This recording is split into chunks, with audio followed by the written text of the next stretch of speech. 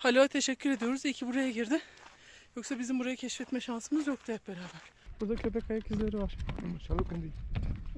O daha kötü ya. Bu insanların boyları benim kadar değilmiş. Haluk kadarmış.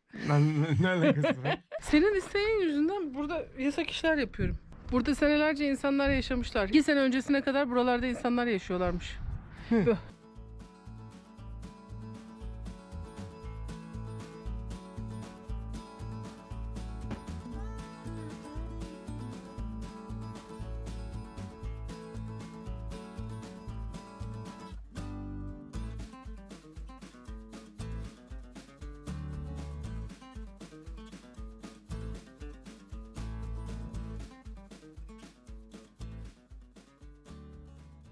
Işıklıhöyük'teyiz. Müzede buradan bulunan şeyleri görünce hevese geldik ve gidelim bakalım dedik. Bir de burada da zaten numune evler kurulmuş.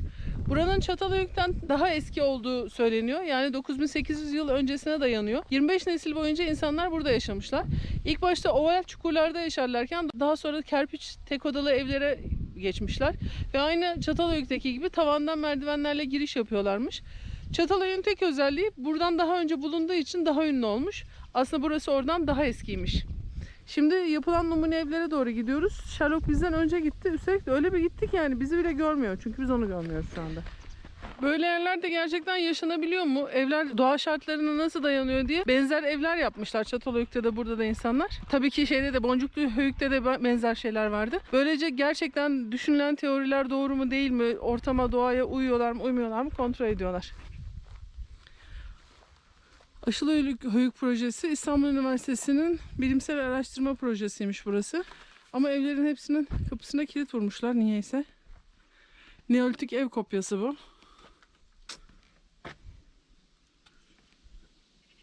Evet, bir tane ev var burada. Bir şekilde kapalı. Bu da Neolitik ev kopyası 2.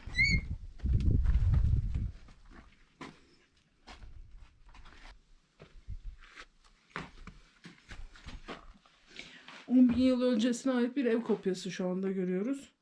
Duvarlarda kurutulan bitkiler. Çitlenbikler, ocak. Şöyle merdivenden yukarıya doğru çıkalım yavaş yavaş. Bakalım yukarıda ne var.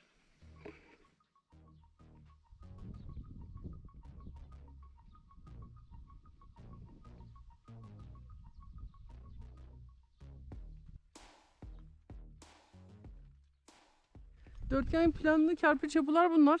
Çoğunun içini kapatmışlar maalesef. Yani daha doğrusu kapaklarını kapatmışlar. Şurada bir tane daha var. Kapısı yine kapalı ama şuradan girip içeriye sizin için bakabiliriz neler varmış içeride diye. Şimdi eski çağ insanlarından bir tanesi kamerayı kapabilir yalnız. Bunlar ilk yaşadıkları yerler. Oval planlı yerleri açtıkları çukurlara yaptıkları evlere örnekler. İçeride bir şey var mı? Yani çok bir şey yok. Evet, burası onların ilk yaptıkları, yaşadıkları yerlere bir örnek olarak yapılmış. Yere bir çukur kazılmış. Çukurun içinde işte burası ocak alanlarının olduğu yer ve yemek pişirdikleri alan. Duvarlara küçük oyuklar açmışlar belki bir şeylerini koymak için. Sazdan samandan yaptıkları çatıların altında yaşamışlar burada. Bu insanların boyları benim kadar değilmiş. Haluk kadarmış. Ne alakası var? Ah, kafam çarptı işte. Ama işte ben uzunum ondan çarptı. Ah, sırtım da çarptı. Bütün her şey o zamanki şartlarda yapılmaya çalışılıyor. Yani mesela burada su, saman ve toprak karıştırılarak kerpiçler hazırlanıyor. Muhtemelen içinde tezek de vardır. Burada bir tarih öncesi adamı görüyoruz şu anda çalışıyor. Bence konuşuyorlardır ya. İşte böyle kalıplar hazırlıyorlar. Ve o kalıplarla sonra evleri yapıyorlar.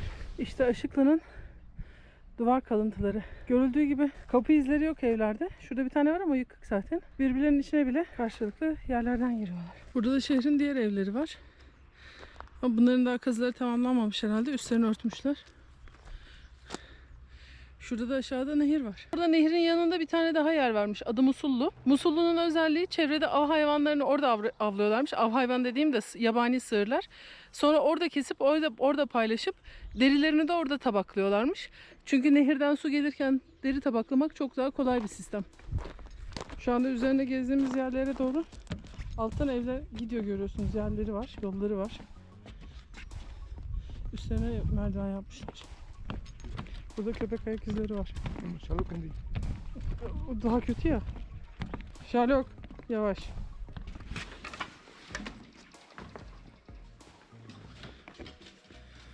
İşte burası Aşıkların içi. Törenlerin, ziyafetlerin, toplu kutlamaların yapıldığı bir alan burası. Fırınlar burada. Biraz hızlı geziyoruz çünkü kimse yok. Gelip bize siz burada ne yapıyorsunuz demesinler diye de. Direklerin olduğu yerler evlerin çatılarını gösteriyor. Ateş yeri.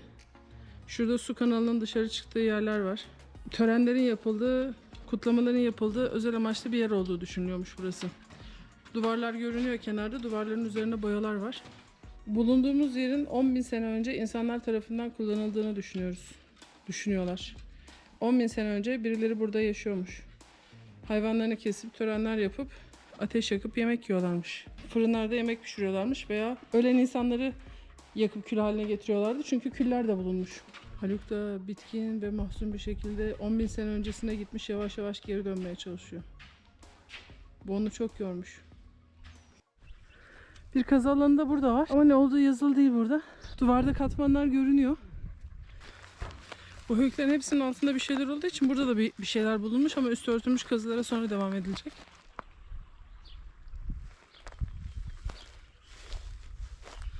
Burada da yukarıda az evvel baktığımız yerden aşağıya doğru olan kazılar var.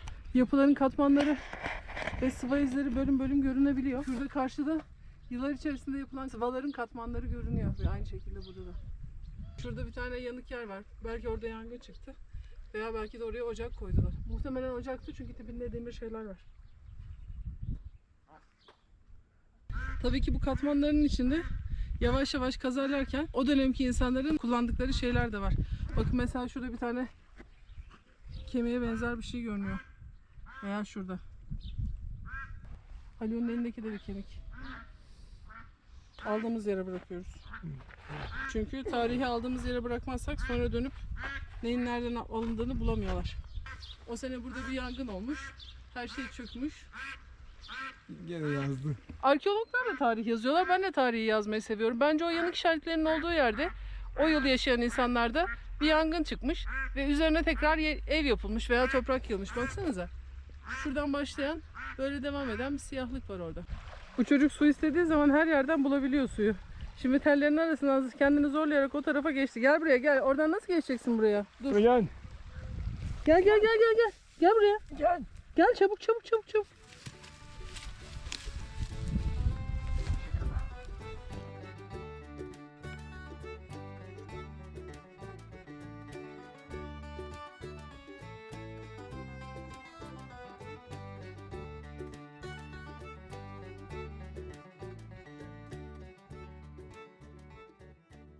Karşıda Gülağaç Köyü'nün arkasında hem kayalara oyulmuş hem de normal bir şekilde terk edilmiş evler görünüyor.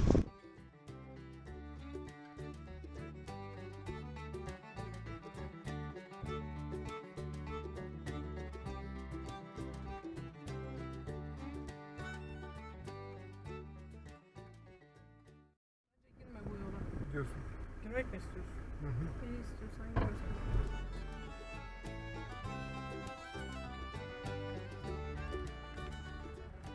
Zaten girdikten sonra dönüş yok artık.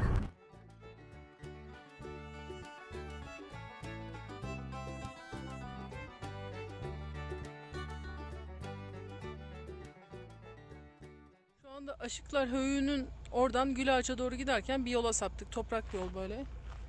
Ve ne olduğunu anlayamadığımız mağara evler gördük. Hiçbir şey yok. Bir tabela yok, bir tanıtım yok. Ne olduğu belli değil. Geliyoruz.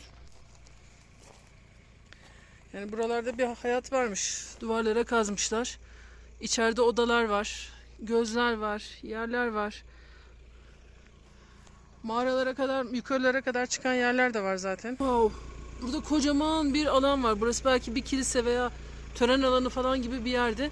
Ve biz burayı bile çöplemeye başarmışız. İçeride cips poşetleri. Bir tane daha var. Kocaman alanlar bunlar. Dev gibi. Yanlarda bir sürü oyuk oyuk yerler var. Ne için yapıldı acaba? Burada başka bir tane daha var. Üstelik bunun ortasında direk de var. Çok enteresan bir yer. Burası nedir yahu? Allah Allah. Bir yeraltı şehri mi acaba? Haluk beni bıraktı gitti. Bakın ben yürüyorum ama Haluk'a doğru bayağı yaklaştım. Her yerde kayalara oyulmuş bir şeyler var. Şimdi şuradan yukarıya doğru çıkıyorum. Burayı karşıdan görmüştüm. Haluk ısrar etti ve getirdi bizi buraya. Şurası pencere midir nedir bilmiyorum.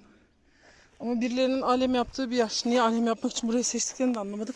Çünkü içeride bira kutuları ve pislik dolu her yer.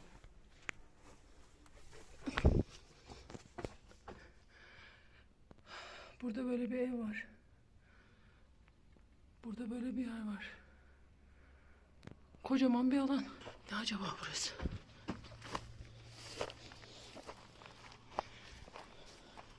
Bu yukarıdan, ya aşağıdan gördüğümüz yerin böyle yukarıdan bir penceresi daha var.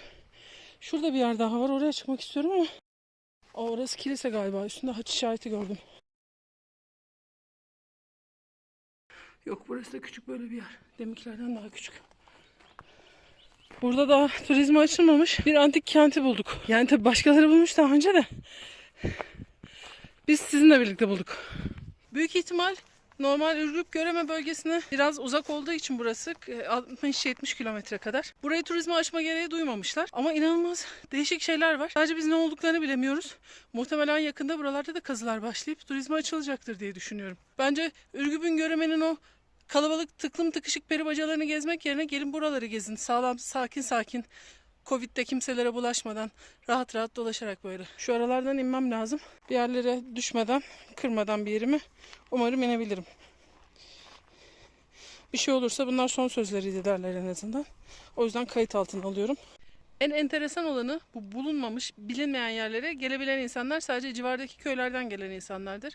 Burada mağaralara girip mağaraların içine bira, bilmem ne, cipsler, şunlar bunlar bütün çöplerini atmışlar. Nasıl bir insanız biz ya? Hakikaten nasıl bir insanız biz? 9-10 bin yıllık tarihin içine ediyoruz resmen. Bakın burası, buradan görüntüsü. Aşağıda bir piknik alanı gibi kullanılan yerler falan var. Yani insanlar gelse buraya ya bu köyden geliyorlar ya da şu tarafta şöyle bir köy var, oradan geliyorlar. Yoksa başka bir yerden insanlar buraya gelip niye içmeye gelsinler acaba? Aha, burada bir yer daha gördüm. Gidip bir de onun içine bakalım. Oradan aşağı inelim artık. Yok artık. Feri poşeti bile var yani. Onunla ne getirdiniz acaba? Burada bulaşık mı yıkadınız? Burası da eski ve terk edilmiş bir köyle o tarihi antik şehrin birleştiği bir nokta. Burada evler var. Terk edilmiş evler. Ve yolumuzu kapatmış inekler. Bunları şimdi nasıl kaldıracağız, oradan geçeceğiz, ben çok merak ediyorum. Bu evler niye böyle boşaltıldı? Şu köy buradaydı. Onu gösteriyor. Şu köyde burandaydı. Onlar da beni gösteriyor. Kendileri mi göçtüler, birileri mi göçürttü onları? Kendileri göçtü. Niye ki? Burası çok güzel. Kaya yuvarlanıyor. Ha, tepeden kayalar yuvarlanıyor. Evin üstüne geliyor. Allah vermesin. Mahveder. Anladım, herkes taşındı. Bu evler neymiş biliyor musun, tarihini bunların? Vallahi tarihini bilmiyorum. Benim aklım vermiyor.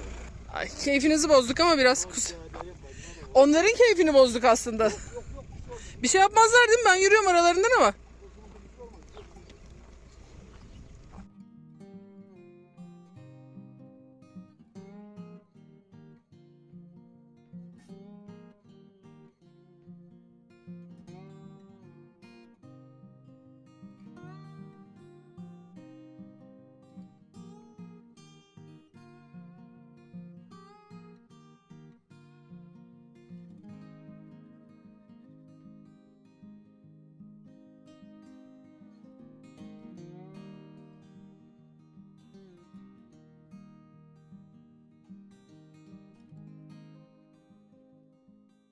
Mesela artık taşındıkları evlerden bir tanesinin belki tarihi evlerle, kayalarla hepsi birbirine karışmış. Kapıya gene demir bir kilit asmışlar. Belki depo olarak kullanıyorlar.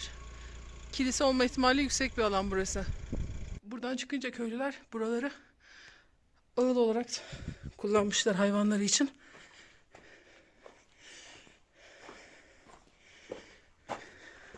Kendileri de burada yaşıyorlarmış. Sonra burayı bırakmışlar artık.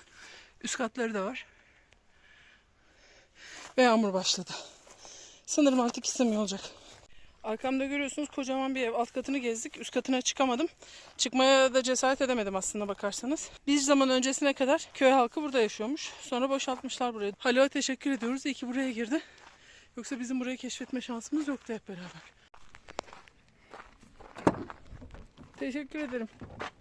Niçin? Bu yola girmek için ısrar ettiğin için. Takipçilerimizle birlikte harika bir yer keşfettik sayende. Teşekkür ederiz. Her zaman.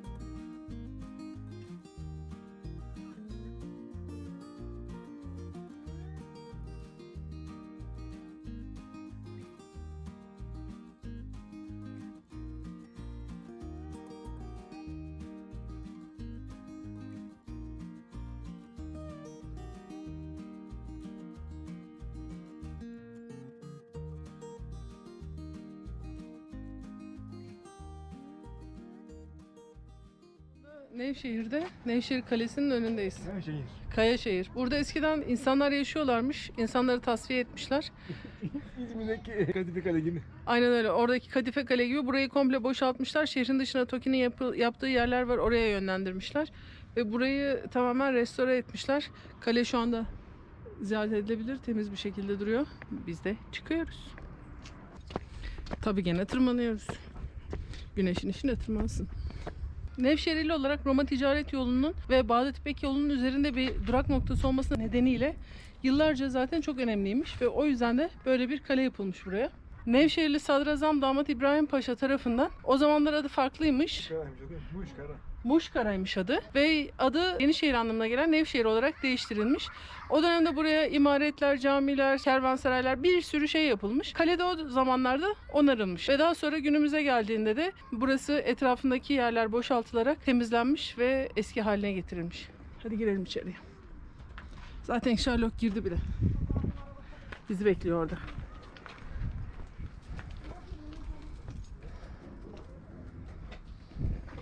Sherlock'un takipçileri her yerde.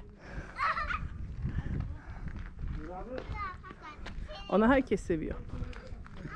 Bakar mısın? Harika. Sevgi manyağı oldun. O kuzu mu çocuğu mu, onu çimen veriyorsun sen? Bak hele bak sen. Keyfe bak.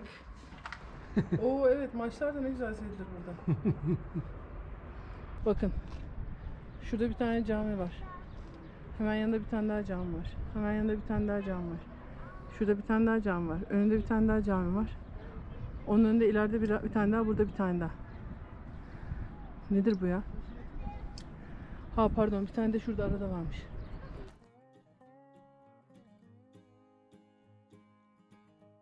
Burada Nevşehir Kalesi'nin alt tarafında eski evler yıkılmış ve buraya villalar yapılacakmış aslında. Ama villaların temellerini atarlarken bir şehir bulmuşlar, yeraltı şehri.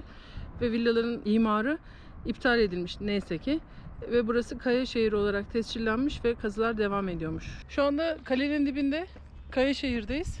Kayaşehir'in yollarında yürüyoruz aslında. Kayaşehir'de değiliz tabi.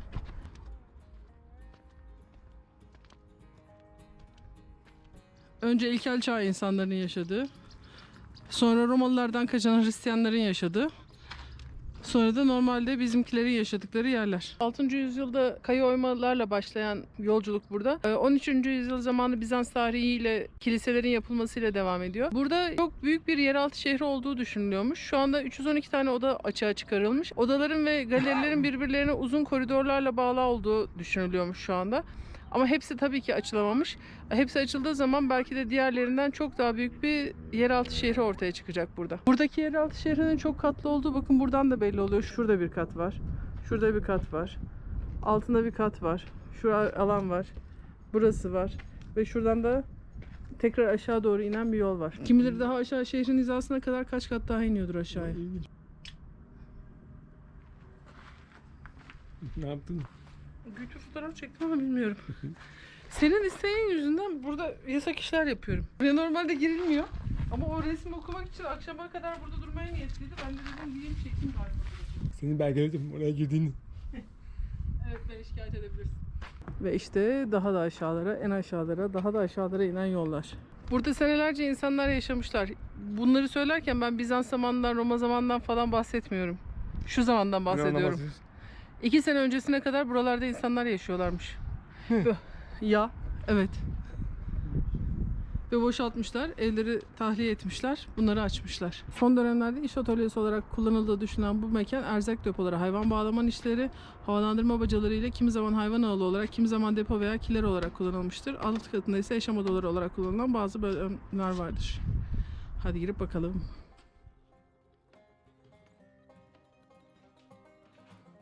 Burada taşlarla un öğütülen bir yer. Evet, aşağıya galerilere doğru giden bir tünel var burada. Burası gene bir yaşam alanı.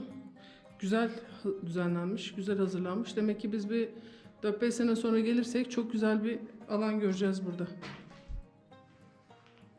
Şimdi buradan aşağı iniyoruz. Böyle bir alana girdik. Yan tarafta bir oda daha var. Burası depolama alanı olarak kullanılmış. Gördüğünüz gibi küpler, samanlar falan var.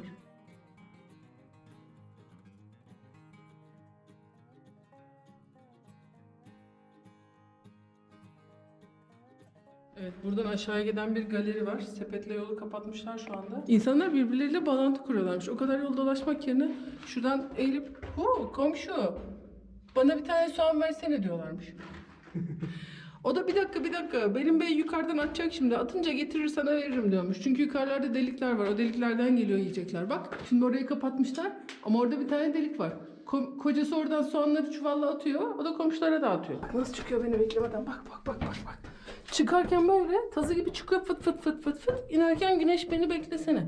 Çıkarken güneş nasıl çıkacak acaba buraları? Hiç düşünen var mı? Dizleri ama ağrıyor benim. Ver elini. Buradan oraya elimi vereyim. Oldu al. Al burada elim. Allah Allah. Terbiyesiz. Ver. Şimdi oldu. Gel. Çıkartmıştım. Tabii. Ve işte dışarı çıktık.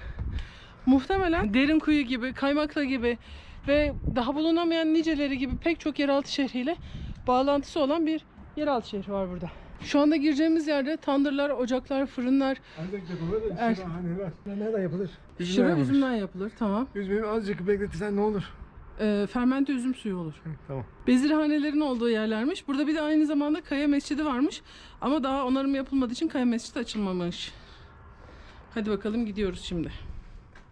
Bir de içeride neyin ne olduğunu bize anlatsalar. Mesela tamam girdik bunlar kapıda yazılı. Ama bu ne? Burası ne? Mesela buraya hangi iki ayaklı hayvan getirip bu pet şişeye atmış? Umarım bir gün bu videoyu seyreder, kendini görür. Burası şırahane. Ama ne yapsınlar adamlar? Onlar burada şıra yapıyorlarmış. Sonra kışın içmek için şıraları bekletiyorlarmış. Onlar biraz ekşiyormuş. Öyle içiyorlarmış. Ne yapsınlar? Sirke olmazsa Hadi sirke olursa sirke, olmazsa başka şekilde içiyorlardır. Nasıl olursa öyle içiyorlardır. Senin için fesat. kesin benim için. Kapıda yazanı, altında da İngilizcesi var. Herkes ne olduğunu anladı. Üzümler oradan dışarıdan getiriliyor. Şuradan aşağıya boşaltılıyor buraya. Burada ayaklarla eziliyor. Ve suları burada toplanıyor. Burası şırahane. Ya da winery. Winery'nin Türkçesini bilmeyenler bakabilirler. Düşmanlardan kaçtıktan sonra taşı kenara doğru yuvarlayarak alanı kapatıyorlarmış. Burayı kapattıktan sonra zaten artık içeridekiler dışarıya çıkamıyorlar. Mescit dedikleri ve onarımı tamamlanmamış olan zannediyorum burası. Belki birkaç sene sonra gelir orayı da seyredebiliriz. Biz de acaba mescit mi de bu yanındaki koridordan nereye gidiliyor dediğimiz koridordan aşağıda farklı katlı mezarlara, kiliseye ve diğer dini ritüellerin yapıldığı yerlere gidiliyormuş. Ve odalarında çok fazla İncil'den tasvirler varmış. Belki de onun için daha açmadılar, bilmiyorum. Bu arada aşağıda da yerler var. Eminim buradaki arkeolojik kazılarda çalışmak diğer yerlerde çalışmaktan daha eğlenceli olmuştur.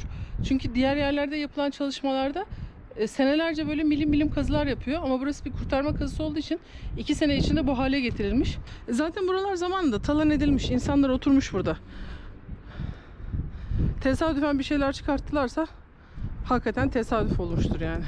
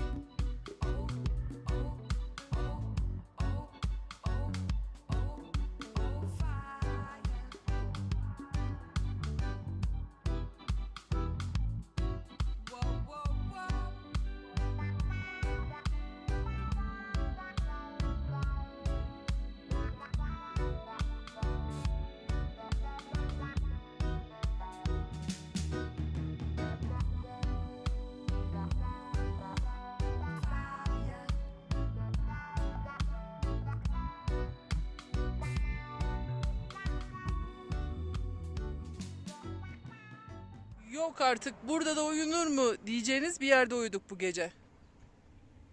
Arkamızda Nevşehir Kalesi, Kayaşehir, cami. Aslında caminin dibindeydik de biraz dışarı çıktık şimdi. İsterseniz böyle bir karavanla her yerde uyuyabiliyorsunuz. Kalenin dibinde, caminin önünde, antik şehirlerin dibinde, her yerde.